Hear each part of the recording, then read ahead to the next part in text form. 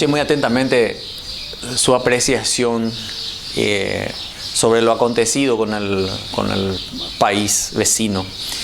Lamentablemente, ¿verdad? Siempre a nosotros en el Brasil nos llamaron robacoches, ¿verdad? Porque nuestro país terminó siendo el país de reducción de los delincuentes de ese país, que robaban en su país y traían a vender en nuestro país. O sea, siempre fue un patio trasero el Paraguay para ellos. Pero en realidad el pueblo brasilero, el pueblo común brasilero, sufre igual que nosotros o más que nosotros la injusticia de una específica clase social, que es la clase política de ese país, que siempre en la corte de Itamaraty decidió lo que iba a pasar con Paraguay. Siempre fuimos dependientes de ellos para sacar nuestros productos afuera, lo mismo que somos dependientes de la Argentina para salir al Río de la Plata. Siempre fue ese el problema del Paraguay, que fue extorsionado por estas potencias al lado nuestro, porque son potencias al lado de un país mediterráneo como el nuestro, y que lamentablemente no puede salir adelante, porque siempre son las mismas familias de hace 3 o 4 generaciones que yo sé desde mi abuelo, que venía hablando de esas familias, que están gobernando y dándole cargos hereditarios a los hijos, porque son los mismos aportantes del mismo partido hegemónico, y vienen por tradición apropiándose de las riquezas del país. Acá lo que yo, viniendo al tema de Itaipú, que tanto estudió usted, ¿verdad? Aquí yo noto que fue el poder económico y los intereses económicos de las familias del momento en Brasil que gestaron la usurpación de Itaipú y que gestaron la usurpación de los Altos del Guairá, con el fin de favorecer a esa empresa Electrobras, que finalmente, vamos a hablar a números que yo no manejo tan bien como usted. Si le están vendiendo 1.000 millones de dólares por mes, no sé cuánto le venderán a las metalúrgicas de San Pablo, automotrices, ¿verdad? Y Electrobras compra a 200 millones de dólares esa energía, están ganando 800 millones de dólares por mes. Entonces, son unas familias las que conforman Electrobras, no Brasil. Entonces, ¿qué pasa? Se forma un tratado donde se les declara autónomas, de manera de que Paraguay finalmente se gesta a través de la corrupción de nuestras autoridades, y le dicen, mira, nosotros vamos a poner el dinero, nosotros vamos a, y va a ser de los dos, la mitad y la mitad, acá me tenés que firmar. Los que estaban en ese momento, todos querían su cheque, no le importó el contenido de lo que firmaron, no eran patriotas. Esa élite del momento, lo único que quería era enriquecerse. Y la manera que se hizo eso, sabían esta gente del otro lado, que si creamos una entidad binacional, le damos autonomía a un Estado dentro de un Estado, que no se pueda tocar por la presidencia, pero le dan al presidente la prerrogativa de nombrar el director de cada entidad, significa que ese director de cada entidad simplemente puede ser el canal para recibir los fondos, sí, y de luego se debe al presidente de la República.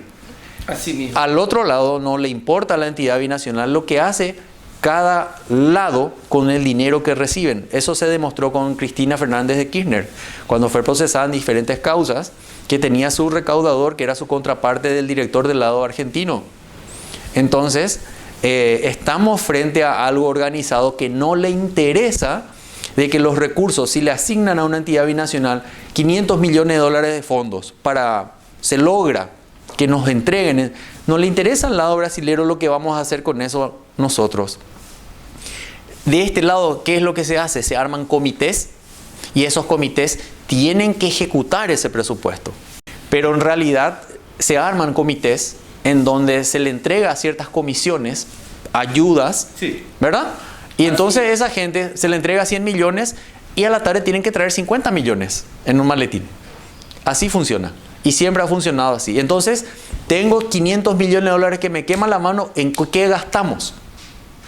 Vamos a hacer un puente, y vamos a hacer un puente, ¿y cuánto? Y vamos a hacer figurar 1.000 millones y sale 100 nomás el puentecito. Sí, sí, así. Y van ejecutando de esa forma. Así es. Y van dilapidando de esa forma. Entonces, aquí el problema, en primer lugar, que yo encuentro, y usted me va a corregir, es que tenemos un poder judicial que está totalmente doblegado y servil a los intereses económicos de a estas élites.